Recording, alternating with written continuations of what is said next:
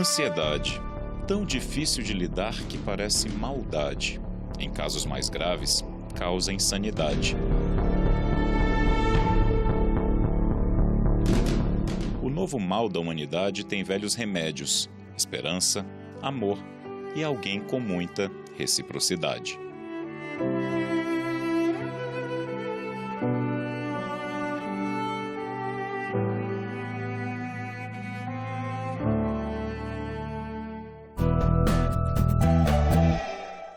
Segundo dados da Organização Mundial de Saúde, o Brasil sofre uma epidemia de ansiedade.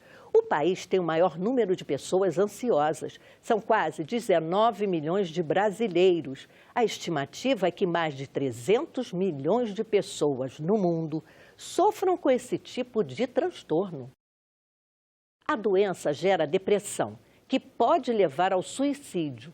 Cerca de 800 mil pessoas morrem a cada ano no mundo.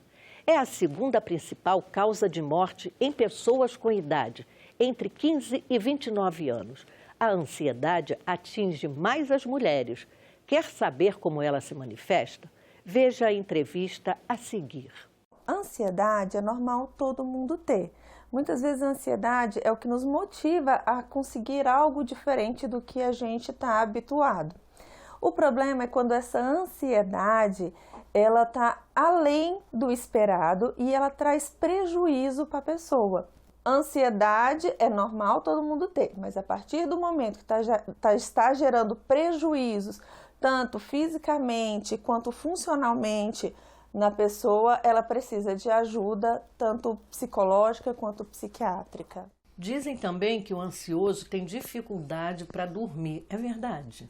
Com certeza, porque normalmente a pessoa está agitada no dia a dia com muitos afazeres e não tem tanto foco nos próprios pensamentos. E na hora quando vai deitar para dormir, é a hora que vem todos os problemas para querer ser resolvidos naquele momento. Eu acho que o que é mais difícil de tratar é quando a pessoa não tem consciência do seu adoecimento. Eu acho que a partir do momento que a pessoa se propõe a entrar no tratamento, a entender o que está acontecendo com ela e aceitar as medicações, tudo fica muito mais fácil. O que determina isso? Um suicídio? É depressão ou ansiedade? A gente costuma dizer que dentro da depressão existem sintomas de ansiedade, mas hoje um dos maiores índices de suicídio está associado à depressão. A depressão, e principalmente é uma depressão onde há uma impulsividade maior naquele momento. A gente costuma dizer que a pessoa que se suicida, muitas vezes ela não quer morrer, ela quer acabar com a dor e o sofrimento que ela está sentindo. A pessoa que vem no seu consultório, você, quando vê que ela tem ansiedade ou depressão, você sugere que ela faça também uma terapia com psicólogo? Com certeza. Quase 100% dos meus pacientes eu encaminho para terapia. Porque eu acho que a medicação ela é só uma base do tratamento, ela só é um ponto do tratamento. Eu costumo dizer que é como se fosse um tripé, né? Tem a medicação, tem a terapia e tem as mudanças dos hábitos de vida, né? Eu acho que é muito importante as pessoas pararem de ter medo da psiquiatria, parar de olhar a psiquiatria como se fosse uma doença de louco. Não, muito pelo contrário. Na psiquiatria a gente atende uma gama de outros adoecimentos bem diferentes do dito loucura, né? E que gera uma qualidade de vida e uma melhora até de outras comorbidades clínicas se for devidamente tratado. Senador, quais as dificuldades que uma pessoa com transtorno mental enfrenta? A maior delas eu diria que é o fato de que ainda há muita incompreensão, muito preconceito por parte da sociedade em relação a esse tipo de problema de saúde. Isso faz com que essas pessoas muitas vezes sejam discriminadas, muitas vezes sejam isoladas do convívio familiar, das relações afetivas, às vezes até do próprio trabalho. E o fato de que determinados tratamentos que são propostos ainda hoje têm como um dos objetivos isolar essas pessoas do contexto social. A ecopsicologia melhora o estado mental quando se trata de reduzir o estresse, a ansiedade e a depressão. E o que é ecoterapia? É uma série de práticas que recuperam a conexão com a natureza de forma consciente, visando melhorar bem o estado geral da pessoa. O que fazer para afastar a ansiedade e a falta de sono provocada pelas crises? Entrar em contato com a natureza, voltar às nossas raízes, pode melhorar o estado geral da mente. É o que explica o psicólogo clínico e doutor em desenvolvimento sustentável pela Universidade de Brasília, Marco Aurélio Bilibio.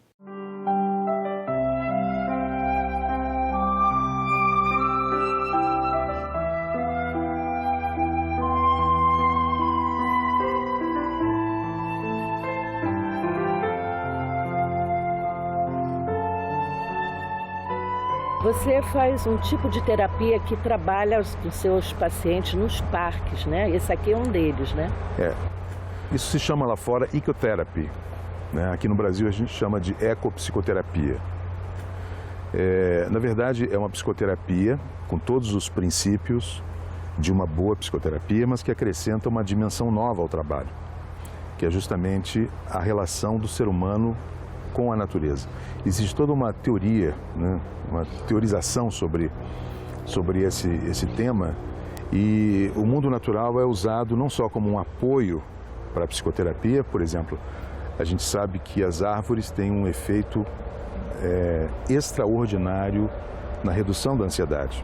O que é ansiedade, doutor?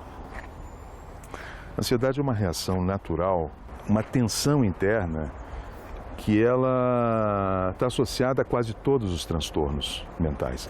Dá para dizer que ela é o início de quase todos os transtornos mentais.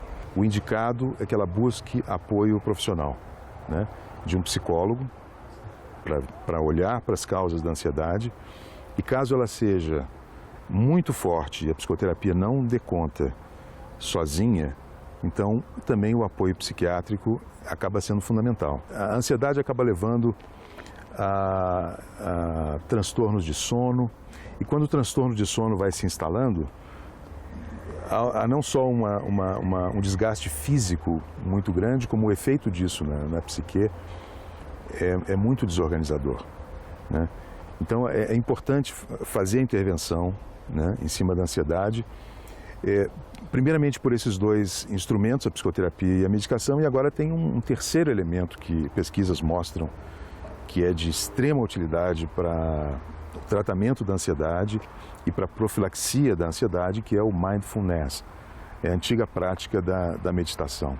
Existe uma quantidade enorme de pesquisas que mostra que quando a pessoa ganha habilidade na prática da meditação, ela se instrumentaliza para lidar melhor com a sua ansiedade. E a ansiedade incontrolável, como é que ela se manifesta? O que é a ansiedade? Esse é um quadro de muito sofrimento, né?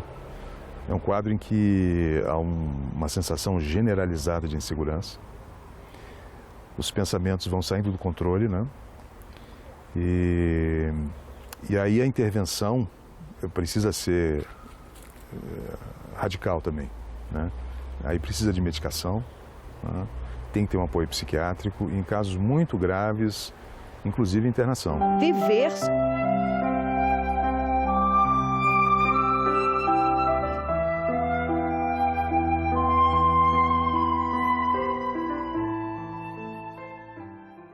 Praticando em Mindfulness e nas ações do coração. Esse é o programa de redução do estresse baseado na plena atenção. Uma oportunidade para aprender, crescer e curar. Essa prática é milenar e vem sendo integrada à medicina e à psicologia do Ocidente. Eles partem do princípio que a plena atenção não é algo que você precise conquistar ou adquirir. Está dentro de você. O programa de redução do estresse tem beneficiado pessoas portadoras de diversos tipos de transtornos. Estresse no trabalho, doenças cardíacas, distúrbios psicológicos. A técnica promove o aumento da saúde e o bem-estar. Vamos assistir agora como funciona. Vamos começar fechando os olhos, e percebendo o contato do corpo com o assento. Tomando consciência de nós mesmos nesta sala, percebendo os pés, as pernas, o quadril apoiado no assento.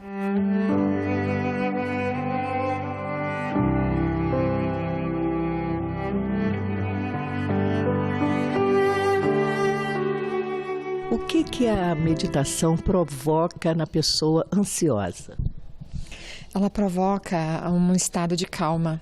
Então, você, ao meditar, ao você estar presente com aqui, com agora, na respiração, você vai acessando, né, os sistemas internos, neurológicos até, e a pessoa vai se acalmando ao meditar, ao entrar em contato consigo mesma dentro desse processo, né, de meditação.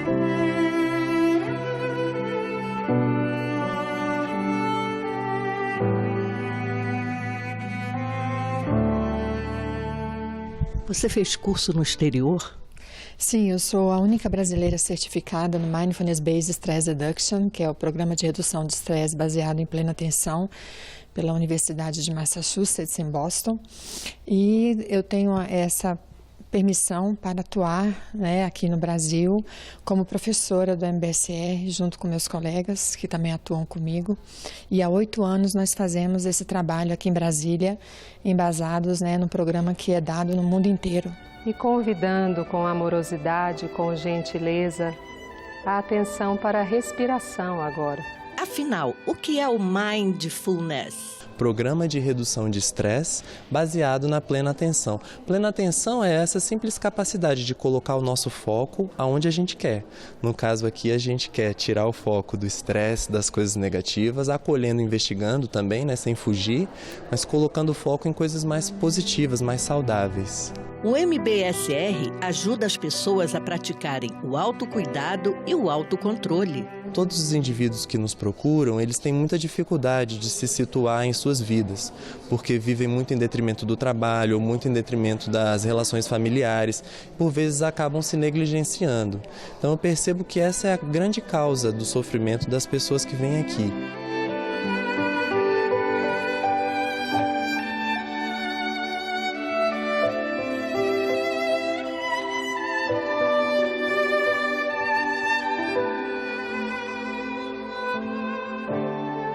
Nós trabalhamos com o programa de 8 semanas, que é mundial, existe há 40 anos. Então, esse programa é o centro de todos os estudos de meditação no mundo. Ele é a ferramenta utilizada nas pesquisas em relação ao antes de meditar e depois de meditar. A meditação levaria à autorregulação, é a nossa expectativa aqui, ao desenvolvimento de habilidades para lidar com o estresse da vida moderna.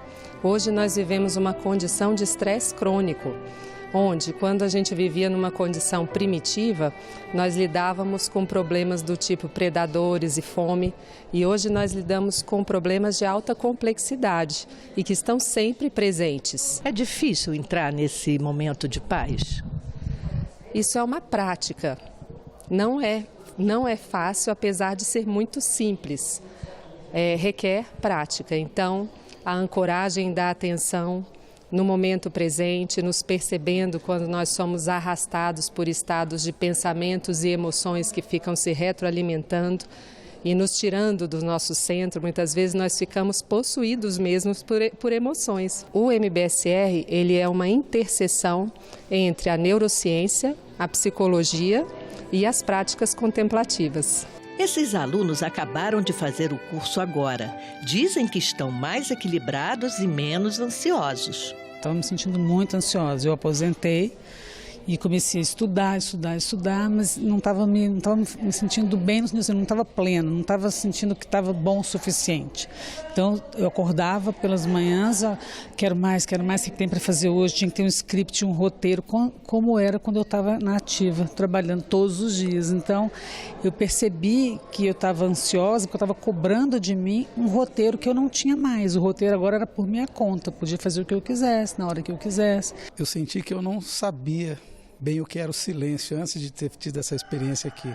Foi num retiro em que a gente passou o dia todo aqui, junto ao grupo, e nós ficamos em silêncio o dia todo, até durante o almoço, durante todas as atividades. A única fala que houve foram as das palestras, mas nós mesmos ficamos em silêncio. Isso para mim foi uma coisa muito nova e me pareceu assim uma descoberta. O efeito que teve foi justamente cumprir as expectativas que eu tinha, que era de me tornar capaz de ter mais foco no que eu preciso fazer, no meu trabalho, nas atividades com a minha família. Eu senti que eu tinha uma dispersão muito grande e, nesse sentido, foi perfeito, me atendeu assim, 100% o que eu esperava.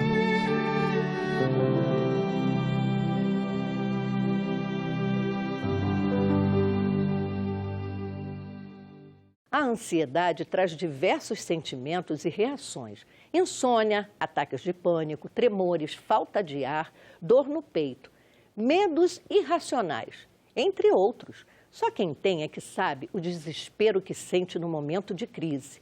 Normalmente, quem sofre de ansiedade não conta para ninguém, tem medo de sofrer preconceito.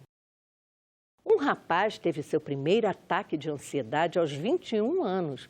Ele procurou a ajuda de médicos. O psiquiatra passou remédio e a psicóloga fez sessões de terapia. Em 6 meses, ele recebeu alta médica. Vamos conversar agora com Pedro Mendes Fernandes, para que explique todo o seu histórico de ansiedade. Pedro Mendes Fernandes tem 22 anos e agora está livre do tratamento que fez para vencer a ansiedade. O rapaz passou por momentos terríveis até descobrir a doença. Por que você a procurou? Então, eu tive crise de ansiedade, foi minha primeira crise, então nunca tive algo relacionado a isso. Então, a primeira crise que eu tive, basicamente, eu não sabia o que era, como lidar. Então, minha primeira ação foi ir atrás de médicos, né, até entender o que eu estava passando. Porque não é um sentimento que você nunca sentiu na sua vida. É uma angústia, é um desespero, é uma preocupação tão forte que você não consegue lidar consigo mesmo. Ele foi ao psiquiatra que passou remédio para diminuir os sintomas. Eu comecei tomando Rivotril porque eu não conseguia dormir. Eu tinha uma média de sono de 2 horas por dia. Eu acabava dormindo 5 horas da manhã, porque eu não sabia lidar com minhas crises, eu não sabia lidar com minhas próprias ações. Então eu tomava esse remédio, que é um remédio mais forte, né? Você tem que ter receita, tarja preta, para conseguir relaxar meu corpo a ponto de conseguir dormir. Por conta da ansiedade, Pedro teve que parar a faculdade e interromper vários projetos de vida. Eu também não sabia lidar com essa situação. Imagina, no momento em que eu tive que parar totalmente minha vida. Eu tive que trancar a faculdade, eu tive que sair do meu trabalho, né, do meu estágio, e basicamente parar tudo, porque eu não conseguia, por exemplo, estar na faculdade, não conseguia assistir aula, não conseguia dirigir. Eu quase sofri um acidente também dirigindo. Então, eu não conseguia sair basicamente de casa. Até certo ponto que eu saía para, por exemplo, para a padaria, que é do lado da minha casa, com um Rivotril na mão.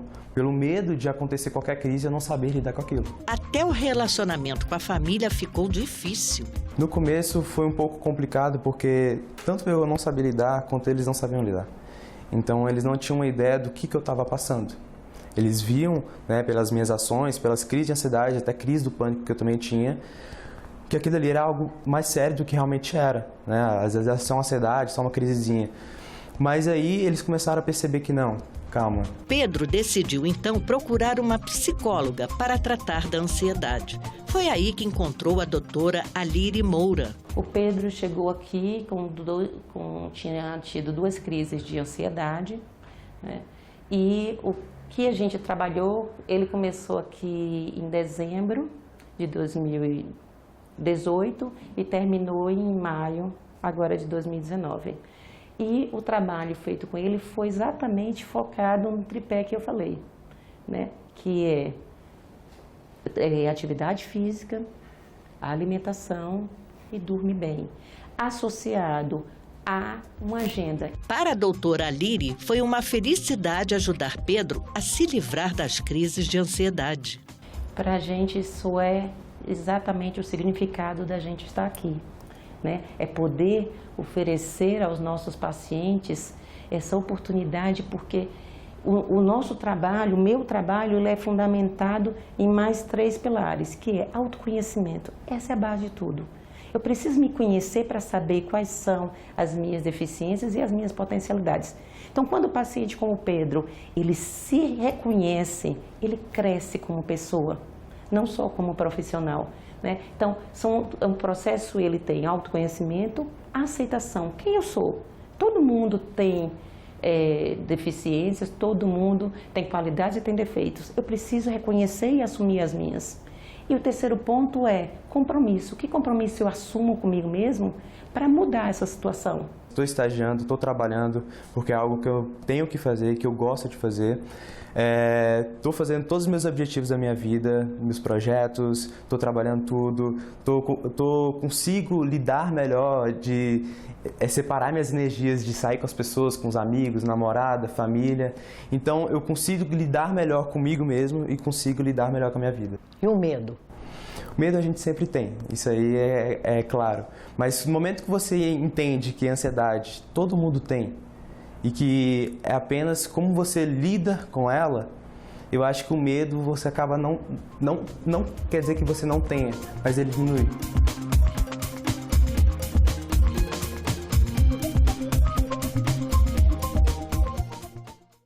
Viver, sofrer, entender, escolher. É possível? Sim.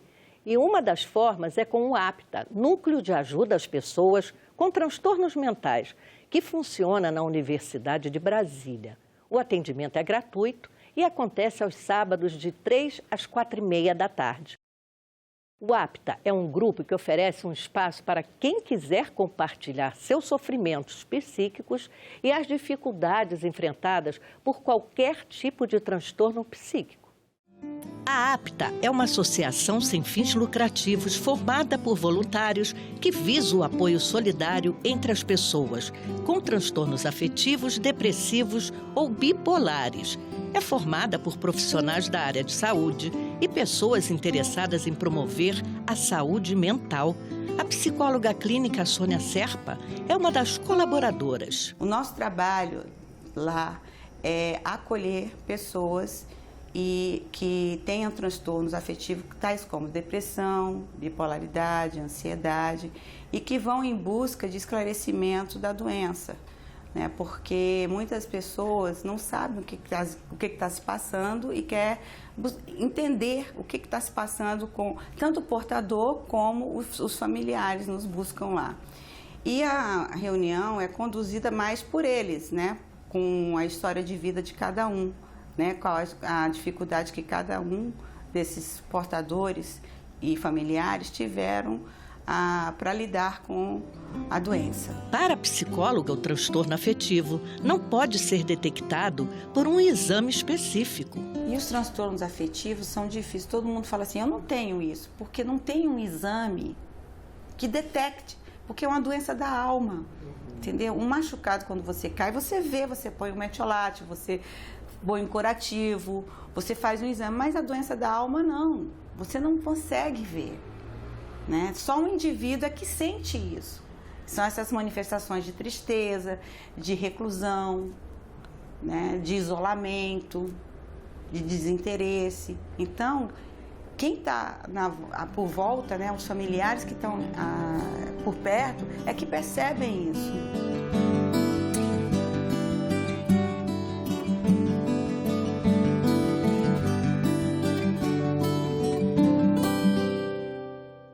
O Inclusão termina aqui.